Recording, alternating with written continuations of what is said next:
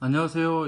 오늘은 지구과학 두 번째 보충 시간입니다. 지구의 선물과 아름다운 한반도를 공부할 건데요. 자, 우리가 지하 자원은 금속 자원, 비금속 자원, 그리고 에너지 자원으로 나눌 수가 있어요. 에너지 자원은 석유, 석탄이나 천연가스 등이 있는데, 금속 자원의 개발은 탐강, 채강, 성강, 제련이 있어요. 이건 꼭 외우셔야 돼요. 그리고 비금속 과정에서는 제련이 없어요. 제련하지 않고 그냥 바로 쓰면 돼요. 이게 좀 차이점이죠. 금속 광물은 꼭 녹여서, 광물을 녹여서 재련을 해야 돼요. 우리가 비금속 광물은 석회석이 있어요. 이 석회석은 뭐 시멘트나 비료의 원료가 되고, 자철석, 절척석 이런 걸 철의 원료가 돼요. 그 형태는 이제 뭐 도자기 만드는 것이고, 점토 광물도 비슷하죠. 에너지 자원은 석탄, 석유, 천연가스, 가스, 하이드레이트가 있어요. 금속 광물은 자철석 이런 것들이 있죠. 특히 망가니 단계에 우라늄도 있어요. 금속 광물이 에너지 자원이 아니에요. 우라늄은. 석탄은 식물, 그리고 석유는 미생물과 해양 플랑크톤이 열과 압력을 받아서 변성작용을 받은 거죠. 석탄도 역시 열과 압력, 변성작용을 받았어요. 그래서 우리가 변성광산이라고 볼 수 있어요. 천연가스는 상대적으로 화석 연료이긴 한데 대기오염이 적어요. 그래서 이산화탄소를 적게 발생시킨다라는 거죠. 광상에는 세 가지 있는데 광상이나 광산이나 같은 뜻이라고 보면 돼요. 화성광산은 마그마의 냉각에 의해서 주로 금속이 많아요. 금속 광상이. 퇴적광상은 풍화, 침식, 운반, 퇴적작용에 의해서 대기의 작용을 받죠. 태양 에너지에 의해서. 고령토나 석회석, 자철석, 알루미늄도 있어요. 비금속이나 또는 금속, 알루미늄 금속이죠. 변성광산은 뭐 흑연이 있어요. 대표적으로 흑연. 예. 우리가 이제 아까 탐광이라고 하는 거는 지하전을 탐사하는 거예요. 그래서 예를 들어서 땅을 뚫는 거 시추라고 죠. 시추작용에 의해서 하는 것이고, 그다음에 채광, 암석을 채취해서 성광, 안석을 선별해서 재련, 광물을 녹이는 거죠. 비금속 광물은 이런 재련 과정이 필요하지 않다는 거죠. 또 토양도 있는데 우리가 토양은 A, B, C에서 A가 표토, B가 심토, C가 모질물이죠. 생성수소는 좀 조심해야 되죠. 생성수소는 기반암 모질물, 표토, 심토. 왜 그러냐? 점토광물이나 산화철이 바로 적철석을 얘기하는데 심토에는 이런 성분이 많아요. 왜냐하면 표층에서 쉽게 내려온 층이에요. 그러니까 A에 있는 표토가 물에 쉽게 내려와서 밑으로 점토광물이나 산화철이 많이 들어가 있으면 이게 바로 심토가 되는 거죠.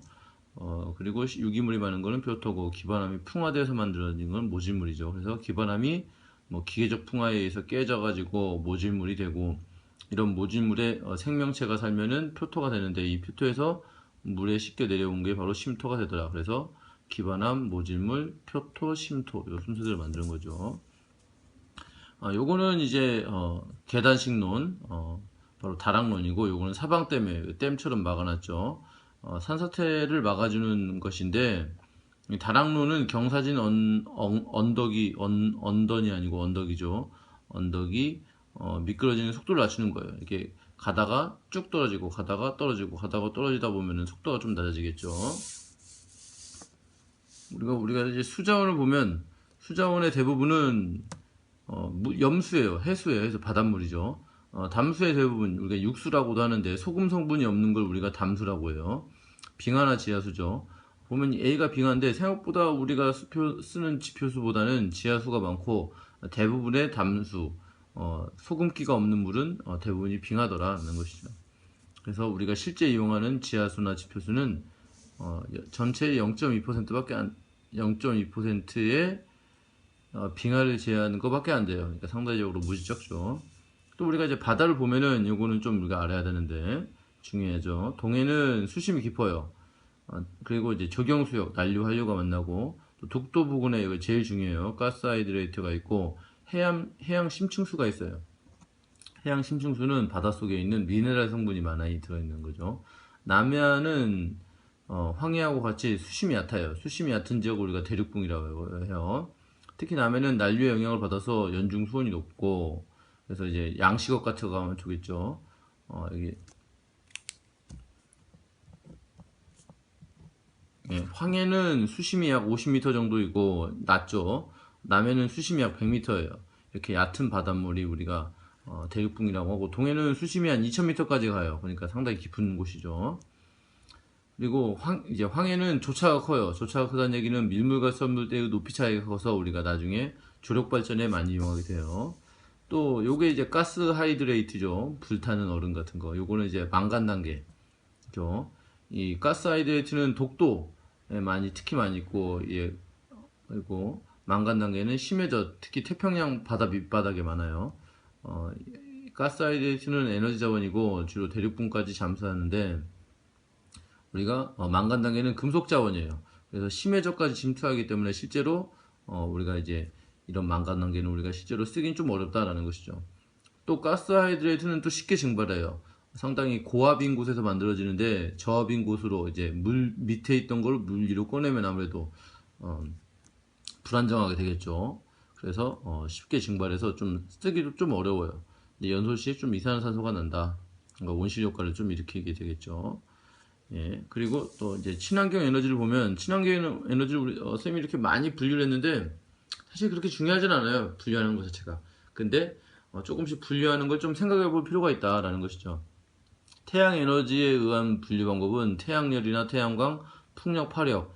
결국 이제 풍력은 바람 부는 거고 파력은 이 바람에 의해서 파도가 치는 거죠.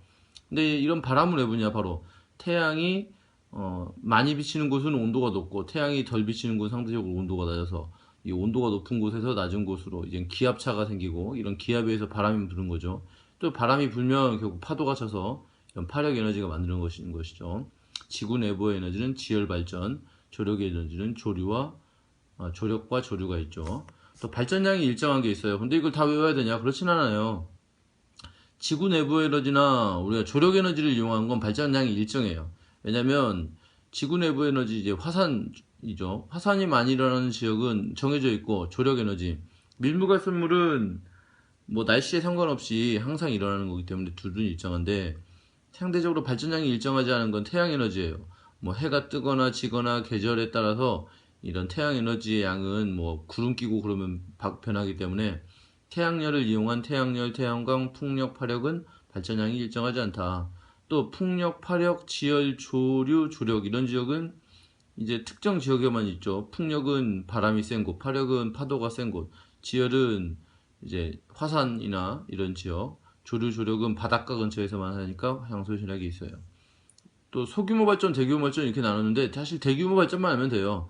태양열이나 태양광은 좀 태양판을 깔아야 되는데 이 좀 넓게 깔아야 돼요. 아직까지는 발달되지 않아서. 또 조력은 댐을 만들어야 되죠. 그러니까 상당히 대규모 발전에 이용이 된다. 이 정도만 알고 있으면 돼요. 특히 우리나라에 조력 발전소가 있어요. 시아오에 있고, 조류 발전소도 있어요. 진도, 울돌목. 여기는 이제 조류의 흐름이 빨라요. 이제 이순신 장군께서 여기서 싸웠었죠. 조류의 흐름이 빨라서 이제. 자, 태양열 발전을 보면은 태양광과 태양열이 있어요. 여기 보시면 반도체를 이용해서 전자가 만들어져서 전류가 흘러지죠. 이게 바로 태양전지인데 바로 반도체를 이용한 거예요. 그리고 태양열은 이게 물을 데워서 이제 터빈을 돌리는 거죠. 장점은 이렇게 있는데 그냥 우리가 그냥 흔히 생각할 수 있는 것들이에요. 단점은 좀 초기 비용이 많이 든다. 좀 넓게 깔아야 된다고 그랬죠. 대규모 발전이 이용되니까. 또 날씨나 계절, 시간의 제약이 있다라는 것이죠. 태양열을 이용한 거는 전부 다 마찬가지죠. 풍력도 마찬가지였죠. 풍력과 파력도 역시 태양열을 이용하는 거기 때문에 단점은 날씨나 어떤 장소, 어떤 바람 이런 거에 제약이 있더라. 또 이제 단지 소규모 발전으로 가능하기 때문에 우리가 좀 써먹을 수가 있는 거죠. 둘 다 태양 에너지를 이용하는 건데, 지열은 발전량이 좀 일정하죠.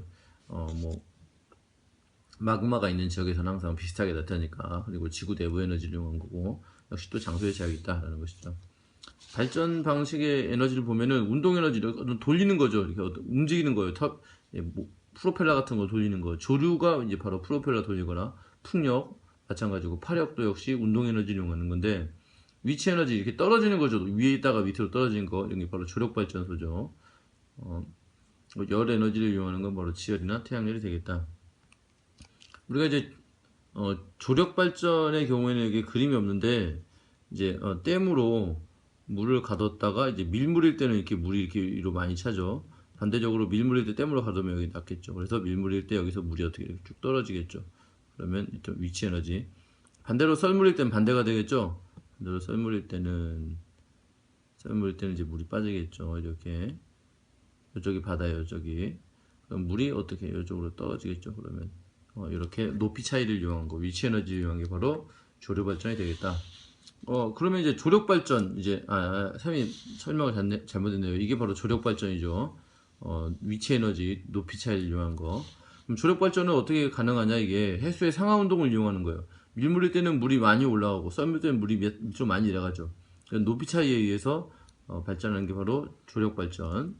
조류 발전은 물이 이렇게 밀물일 때는 가고 썰물 때는 나가고 이렇게 왔다 갔다 좌우로 이동하는 거죠. 그래서 이제 여기다 프로펠러 같은 거 놓으면은 이쪽으로 갈 때는 프로펠러 이렇게 돌고 이쪽으로 갈 때는 프로펠러 반대쪽으로 돌아서 이제 발전하는 것이죠. 조력 발전은 아까도 말했지만 이런 물의 높이 차이에 의해서 조소간만의 차이를 이용한다. 그러니까 그림 그렸을 때 이런 거죠. 밀물일 때는 이렇게 높게 올라와서 이렇게 상대적으로 떨어지고 썰물이는 물이 낮게 내려가니까 오히려 이쪽에서 내려가서 물을 떨어뜨려서 발전하는 것이죠. 그러니까 위치 에너지를 이용하는 거고 조력 발전은 이제 운동 에너지.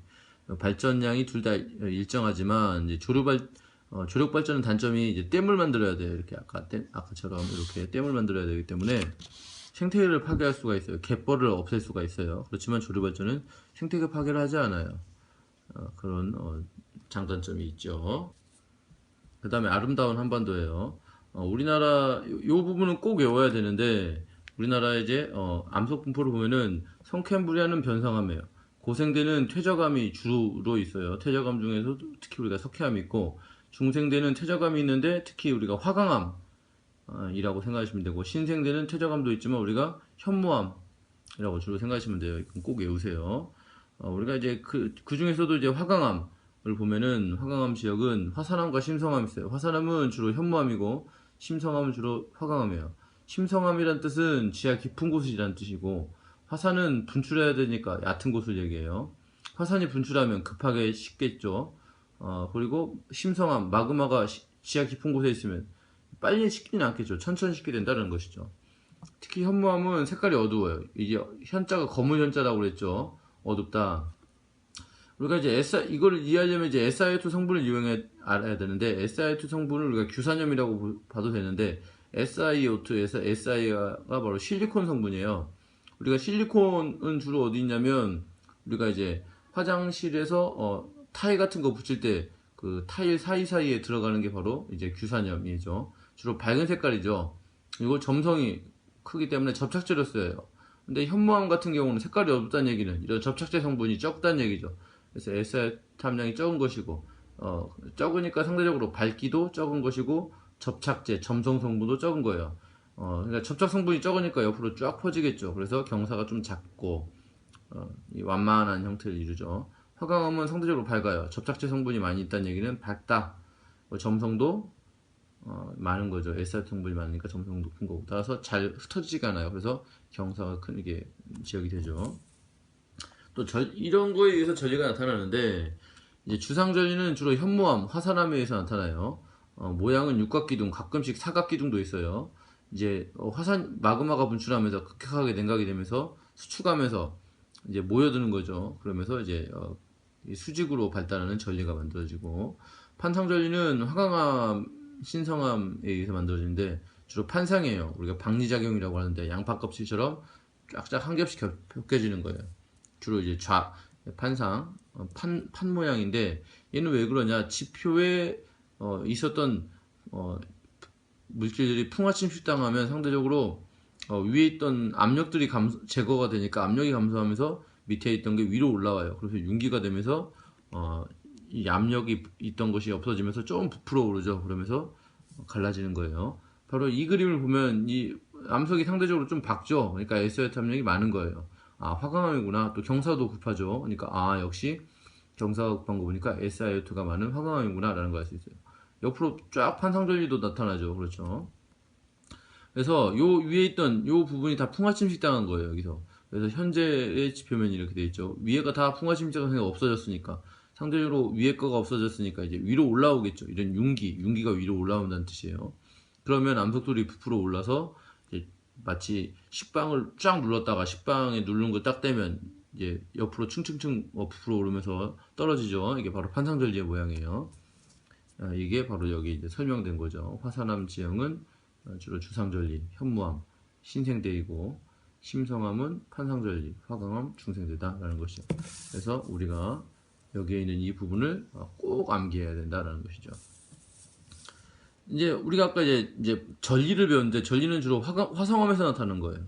층리는 주로 퇴적암에서 나타나는 거고 염리 이제 변성암에서 배우셨는데 염리는 편리나 편마 구조를 합친 거예요. 이건 주로 변성암에서 나타나요. 그럼 이런 변성암은 주로 성쾌한 시대다 아까 배웠었죠. 또 습곡이 일어나요. 습곡이나 단층이 일어나는데 습곡은 위로 올라간 부분이 배사, 밑으로 내려간 부분이 향사. 배 나왔다 해서 우리가 배사라고 생각하면 돼요. 또 이제 단단하게 굳어진 규암 같은 게 있어요. 단단하게 굳어진 거 규암. 우리가 단층, 정단층과 역단층을 구분할 때 어떻게 하냐? 우리가 이런 단층면이 있다고 생각하면 우리가 어떤 기울기가 있다고 생각합시다. 이런 기울기 밑에 있는 그림은 무시하시고 이런 기울기가 있어요. 이런 기울기가 있으면 여기다가 어떤 물체를 놨다고 봅시다. 그럼 이 물체가 어떻게? 이런 경사면을 따라서 밑으로 쭉 내려가겠죠. 이게 경사면이에요. 쭉 내려가겠죠. 이렇게. 이게 정상이죠. 정상. 어떤 경사면에 따라서 어떤 물체를 딱 놨는데 얘가 내려가지 않고 이렇게 반대로 위로 올라간다면 이건 비정상이죠. 역으로 올라가는 거죠. 그래서 이렇게 잘라진 게 있다고 칩시다. 이렇게 잘라진 게 있어요. 이때 얘는 이런 잘라진 걸 밑으로 내려가겠죠. 이렇게. 이게 정상이죠. 얘가 잘라진 게 이렇게 위로 올라가면 비정상이죠. 이때 이런 단층면을 기준으로 단층면에 이게 단층면이에요. 이게 여기에 잘라진 부분이죠. 잘라진 부분의 단층면을 기준으로 이 잘라진 부분의 위에 부분을 우리가 상반, 잘라진 부분의 밑에 부분을 하반이라고 해요. 그래서 여기 보시면 얘는 밑으로 내려간 거죠. 이렇게 밑으로 내려간 거죠. 밑으로 내려간 게 정상이죠. 그래서 얘는 정단층. 정단층은 장력이라고 하는 힘이 발달해요. 장력은 양쪽으로 이렇게 잡아당기는 힘이에요. 이렇게 양쪽으로 이렇게 잡아당기는 힘이에요. 단측면의 위에가 상반, 밑에가 하반이죠. 얘는 근데 얘는 어떻습니까? 이런 단측면을 기준으로 단측면의 위에가 상반이고 밑에가 하반이죠. 얘는 오히려 이렇게 위로 올라간 거죠. 그래서 얘는 역으로 올라갔으니까 역단층이다. 역단층은 횡압력. 횡압력은 어떤 힘이냐? 양쪽으로 이렇게 작용하는 힘이에요. 양쪽으로 작용하는 횡압력이에요. 자, 여기서도 봅시다. 여기서도 얘가 밑으로 이렇게 내려가는 게 정상이죠. 이렇게 위로 올라가는 건 역으로 올라가는 거죠. 얘는 어떻게 해요? 이렇게 위로 올라갔죠. 역으로 올라갔죠. 역으로. 그래서 얘가 역단층. 잘못 썼네요, 선생님이. 얘가 역단층. 얘가 정단층. 이렇게 되겠죠. 네. 그 다음에 우리가 퇴적암은 모든 시대에서 다 나타났죠. 그래서 퇴적암은 중요해요. 여기 퇴적암도 좀 잘 알아두세요. 퇴적암은 퇴적구조와 화석과 층리가 나타나는데 고생대는 주로 석회암이에요. 우리가 석회동굴 나타난다 그러면 다 석회 고생대다라고 생각하시면 돼요. 그리고 중생대는 여감, 마이산, 여감, 타포니 구조 뒤에 나올 텐데 또 쉐일은 아주 입자가 가는 아주 부드러운 흙이에요. 이제 그러니까 부드러우니까 어떤 발자국이 남겠죠. 공룡 발자국, 새 발자국, 이런 거 나오면 다 중생대다. 그리고 고생대는 삼엽충, 완종류. 완종류는 우리가 조개라고 생각하면 돼요. 옛날 조개. 삼엽충은 아시죠? 신생대는 응해암. 응해암이 화산재가 쌓인 거죠. 화산재. 제주도에 있어요. 그래서 요것도 꼭 아셔야 돼요. 꼭 외우셔야 돼요. 우리가 이제 퇴적암에서는 퇴적 구조가 나타나는데 퇴적 구조는 뭐냐? 이제 연은 이렇게 물결 무늬가 바로 연은이죠. 그리고 건열은 이렇게 갈라진 거. 점유층리는 밑으로 내려갈수록 입자가 커지는 거예요. 사층리는 이렇게 바람이 불었을 때 흙이 이렇게 쫙쫙 내려가겠죠. 사층리예요. 그래서 연은은 이제 천에 얕은 물밑에서 물결 무늬가 나는 거고 건열은 역시 얕은 물밑이에요. 근데 이게 건조해지면 갈라지겠죠. 이렇게. 그리고 점유층리는 깊은 바다를 의미해요. 그리고 사층리는 어떤 사막 지역이라든지 천에 이게 물 밑에도 이런 모래 언덕이 생길 수가 있죠. 그래서 어느 한쪽으로 흘러가다 보면은 한쪽에서는 쫙 내려가는 구조가 만들어지죠. 퇴적암이 나타나는 지역은 채석강, 층리 옆으로 쫙쫙쫙 펼쳐진 게 층리예요. 마치 옆으로 이렇게 쫙쫙쫙 펼쳐진 게 이런 층리 구조예요. 그리고 전북 진안의 마이산에 타포니 구조. 타포니 구조는 여감이 빠져나온 우리가 벌집 구조라고도 해요. 그리고 뭐 이렇게 공룡 발자국, 새 발자국은 신생대, 아까 쉐일이라고 했었죠. 석회동굴 말하면 무조건 고생대. 고생대 석회동굴 옛날에 과거 바다였다. 우리가 석회암이 만들어지면 바다에 이산화탄소가 녹아야 되니까 옛날에 바다였다는 거예요. 그리고 삼엽충 완종류 나오면 고생대. 제주도 하면 제주도 아까 나왔었죠. 우리가 신생대, 응해암. 우리가 이제 맨 처음에 나왔을 때 우리가 신생대, 화산암, 현무암 할 때 신생대 요거에 관련 있는 거예요. 물론 퇴적암이지만 이건.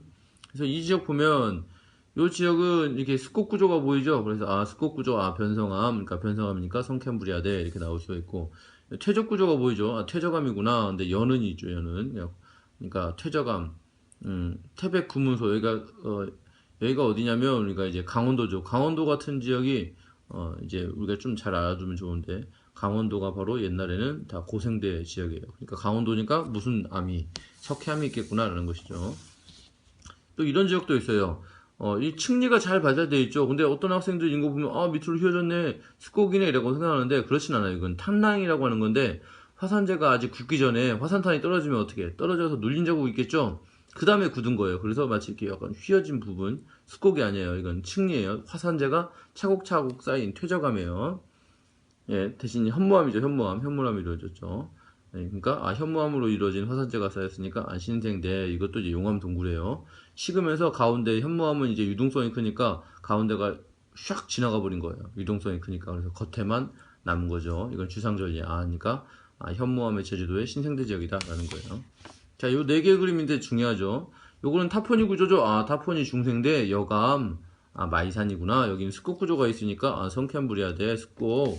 이 지역은 경사가 급하죠. 암석이 상대적으로 박 좋으니까 심성암 지역, 경사가 급한 SiO2 함량이 많은 화강암이라고 알 수가 있고, 얘는 주상절리, 신생대, 현무암 이렇게 알 수가 있어서 시대는 나다 가라예요.